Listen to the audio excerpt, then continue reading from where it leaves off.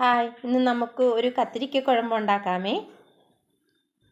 ആദ്യമായിട്ട് ചട്ടി ചൂടായതിന് ശേഷം അതിൽ എണ്ണ ഒഴിച്ച് കടുക് താളിക്കണം.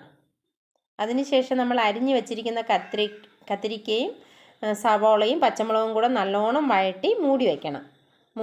മൂടി തുറന്ന് വഴണ്ടതിന് ശേഷം നമുക്ക് ഒന്നുകൂടെ ഇളക്കി ഒന്നും കൂടെ മൂടി വെച്ച് അതിനുശേഷം നമുക്ക് ഇതിനുള്ള കൂട്ട് തയ്യാറാക്കാം. ഒരു പിടി തേങ്ങ, ഒരു നുള്ളു മഞ്ഞൾപ്പൊടിയും ചേർത്ത് നല്ല മഷി പോലെ അരച്ചെടുക്കാം.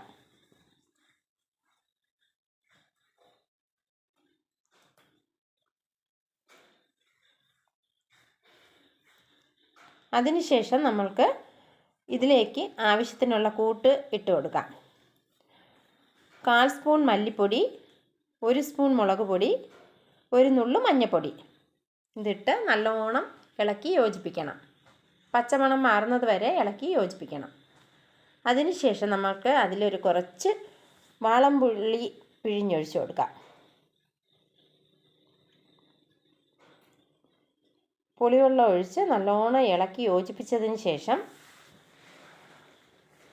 അരച്ച് വച്ചിരിക്കുന്ന തേങ്ങാക്കൂട്ട് അതിലേക്ക് ഒഴിച്ച് നല്ലോണം ഇളക്കി മൂടി വെച്ച്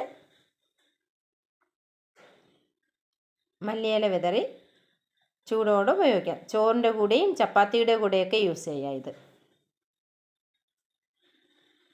ചപ്പാത്തിക്ക് നല്ലൊരു കറിയാണേ. ഇത് എല്ലാവരും ഒന്ന് ട്രൈ ചെയ്ത് നോക്കണേ.